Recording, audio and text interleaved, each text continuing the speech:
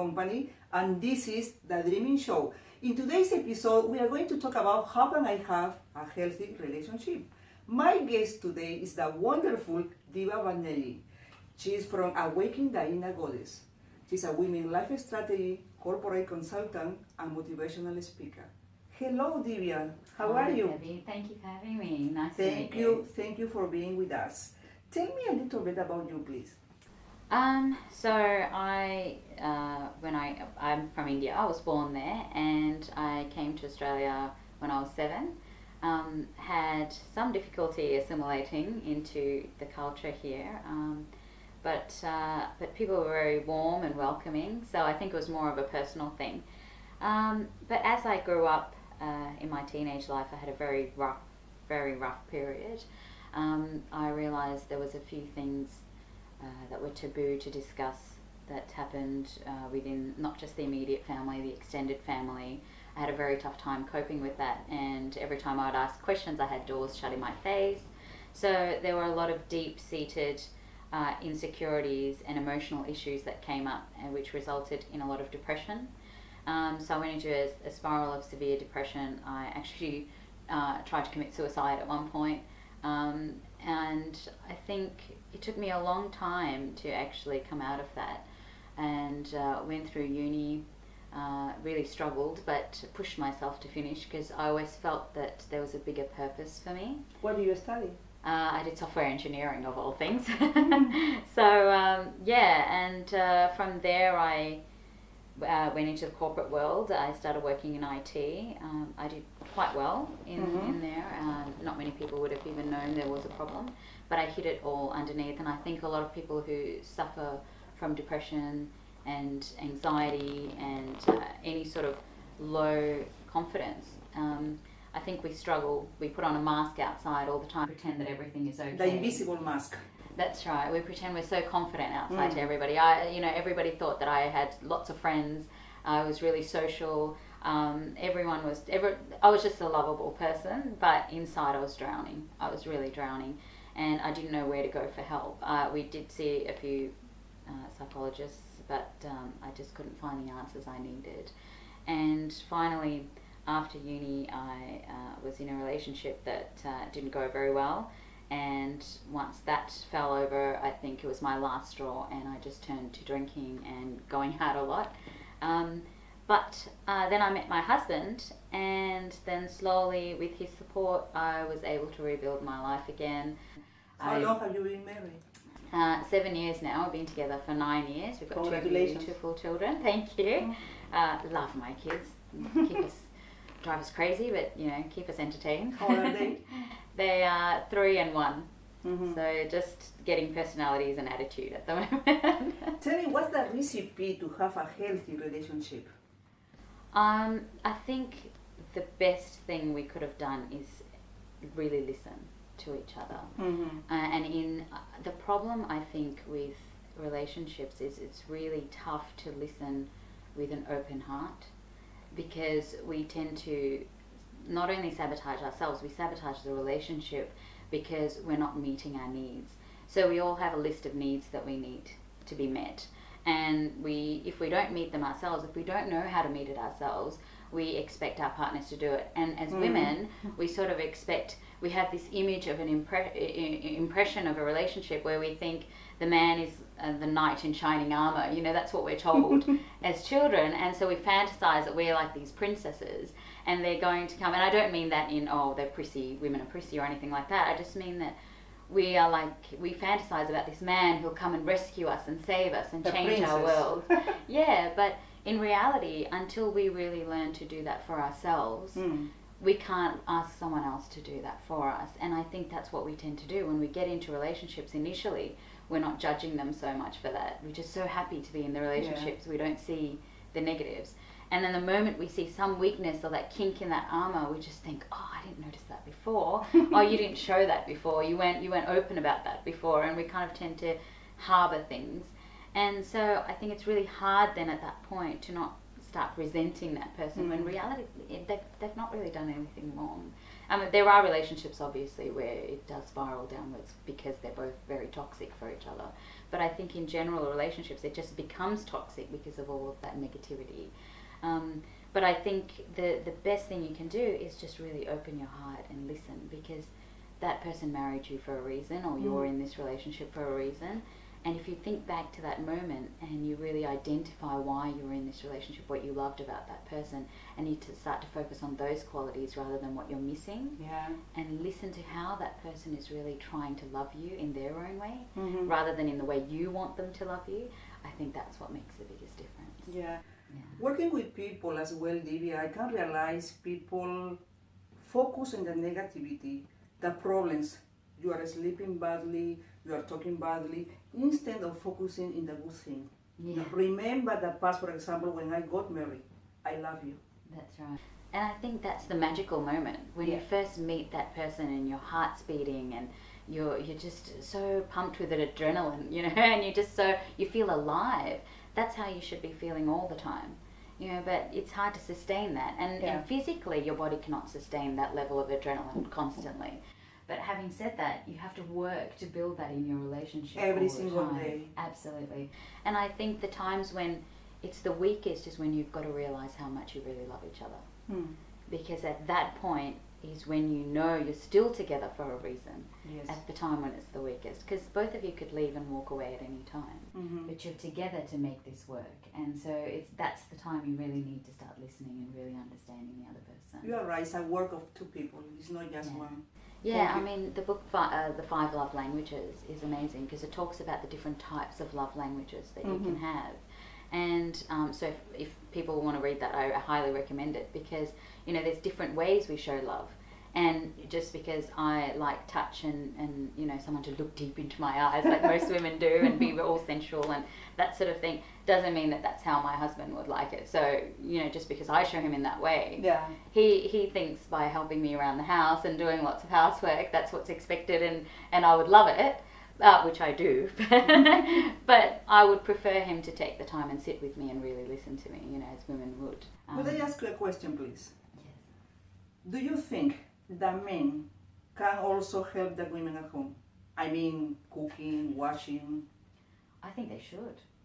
I think it's getting to a point in society now where women are also expected to work as well as manage the house.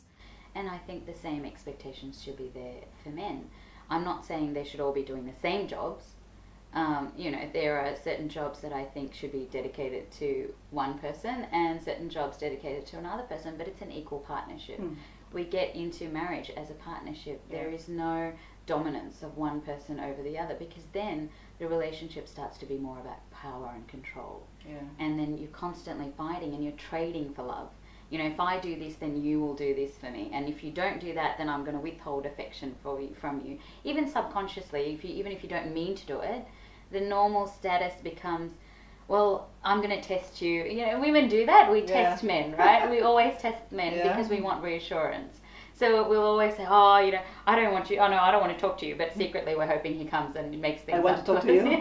That's right. We've got double standards about everything, when it comes to what we say and what we think. But that's because I think we've got a lot personally, emotionally to deal with as well. We have hormones, that rage through our system. We can't explain what we're thinking half the time, in a month. So how do we expect the guy to understand what we're thinking, So I think we've got a lot to manage ourselves first. Yes. And then we can have the expectations of the other person. But first, we need to know what we want before we can tell the man what we want. We can't just be confusing them. Everything comes within us. Yeah. And it's the same for men as well. Men need to really absolutely be sure. I know a lot of men who are very sure about what they want in career, in terms of work, where they belong, in terms with a group of guys, the hierarchy where they sit, the alpha male and all that sort of stuff. But in a relationship, they're completely lost. They don't know what they want, where they're going. They don't have a clear direction. They don't know what their woman really wants, what the children want, what's the expectation around the house. And I think to get really clear on that. As you say, is listening. Listening and communication is vital. Absolutely. Yeah. Thank you. I've got a question. Could you answer, please? It's Lorraine from Melbourne, Australia. This lady says, I'm 61 years old and I have been married for 7 years so far. I'm living in hell because my husband always abused of me verbally, insulting me because I wasn't able to give babies to him. I'm feeling like a tree without fruits, very dry. Also, it's affecting my emotional and physical health. What can I do, please? Yeah. Tell us, please. I think the first thing to note there is you're 61. You know, it's not easy to have children at this age regardless. And also he knew That's at right. that time that he was probably 54. Yeah. Or she was 54 at that time. Yeah. He might have even been older, younger, I'm not sure. But it sounds to me that there were unrealistic expectations to start with in this relationship when they got involved. Because at 54, it's very difficult for most women to even think about having a child. And even if they want to have children, physically, it's not really viable for many women to have children at that point. So that's the first step. I'm not sure if she's punishing herself for not being able to have children because she feels inadequate. That's what it sounds like. But you've got to face reality because at 54, there's a very slim chance that you're going to, I mean, even in 40s, women struggle. You know, I know it's getting later and later that women have children, but that's the first step. You know, you've got to accept that it's not your fault. It's not, and there is no blame in this either. You know, it's just the age. You've gotten to a point where you physically possibly cannot have children. But if you can, let's just say that there was the possibility that you could and you weren't able to. I think, firstly, verbal abuse is never acceptable. It's never acceptable. Any form of abuse is never acceptable in a relationship. So it comes down to the fact of how much do you really value yourself? How much do you really appreciate yourself? And how much do you see you're getting out of the relationship as well? How much do you love yourself? Yeah, that's right. How much do you love yourself? But also, how much are you really putting into the relationship, but also getting back from the relationship? But if you feel like you're the one always giving, not feeling understood, being ridiculed, criticized, abused, then it's probably not a healthy place to be. But I would say work on yourself first. Figure out what it is that's really making you insecure, what's really hurting you, and how can you have your needs met. So what are the needs? There are 6 needs normally. There's Anthony Robbins, as you know, who walks through the 6 human needs, and I'm a big fan of those. So they are certainty, variety, significance, love and connection, growth, and contribution. So I would start with those as a base. I would go through those and see which of those you're not meeting. And I would rate them first and then say which is most important to you. And then I would focus on those 2 and see how you can build those back in your life. For example, if it's certainty and you've never really had much certainty, security, and that means stability in your life. You know, has that been missing in your life? Or have you been missing variety in your life? Do you like surprises? You know, that sort of thing. So see how you can patch that up within yourself first. And once you start to build a level of self-love, use affirmations. I'm a big believer of affirmations. Do all of that first. Could you tell, please, 3 affirmations that she can use? I think it's very different for each person. But for me, what I love to do is I love to go and look in a mirror. And I look deep into my eyes because I know that when I look in my eyes and say something, I know whether I actually believe it or not. It's so powerful because I've looked at myself and I've said, I love you. And I can see this disbelief instantly in my body. Yeah, my body twitches, my eyes kind of shrink a little bit, and I see that. And I think that's the first test that you can do for yourself. So I would go to a mirror and I would try that first. I love you. Then I would say, I deserve the best. I deserve. I like that. Yeah, I deserve the best. And I'm worthy. I'm worthy of unconditional love. Because the one thing I always say to women is, you are abundant. You were born perfect. There is nothing wrong with you. There were no mistakes made when the universe created you, when your parents created you. You are absolute perfection. there is nothing anyone can say to change that, or anyone can do to change that to you. Not your husband, not your partner, not your mother or your father or anyone. Nobody, not a friend. Not society. Media has a tendency, and society has a tendency to do that too, but no one can change that. You are perfect. So what can you do to realize that perfection? What can you do to realize how worthy you are? What are the skills and talents that you have? What are you good at? What are your strengths? What's your passion? There's so many things that women are good at. You know, they just need to work on it and find that creativity again. As children, we're so creative. Feminine flow is a feminine energy that's creative, it's that powerful. Aligns with the universe. It's a creative. We give birth. We make babies. So it naturally. I mean, I know not all women are able to do that or want to do that, but that doesn't mean that their creativity is any less. You know, your creativity is always there. You've just got to use it. You've got to find that passion again and really push and drive yourself towards that, because that's when you'll really truly be authentic and you'll be happy. Do you think Lorraine needs help? I do, because no, that sounds bad actually. What I mean is I think she does need some guidance, and she needs support. Whether that's from her family, from friends, whoever she can talk to and open up and share this with and get advice. Get as much advice as possible. Doesn't have to be a professional. Yes, you can go and see a professional. You can see a life coach. You can see, and psychologists, counselors, numerous people, social services. You can also go to them if it's abuse. So there's a lot of different things you can do to help yourself. But first, I would start by talking to the people around you that are closest to you, and get their support. Speak up. Yeah, that's right. Because that's the first step. And then if you're not getting enough help there, then you can start to look outwards. Or if you feel you're struggling and you hit a block, then look for a professional who can help you. Because the people that you surround yourself with really determines the quality of your life. Amazing answer, Divya. Thank you very much. Please, could you tell us your business, website? How can we contact you, please? Oh, I'd love to.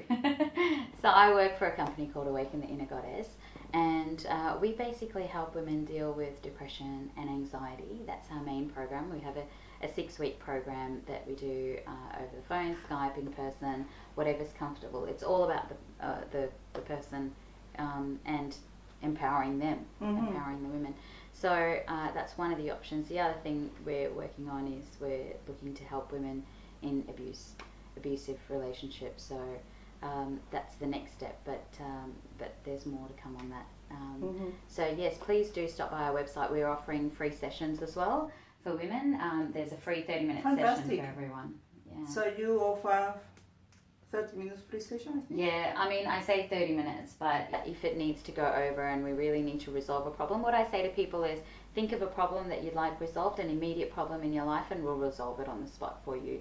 And there's no need to, no obligation to continue on or anything like that. It's just something, my gift to you. Thank you very much, Divya. Thank you for being with us. All the best. See you next time. Bye.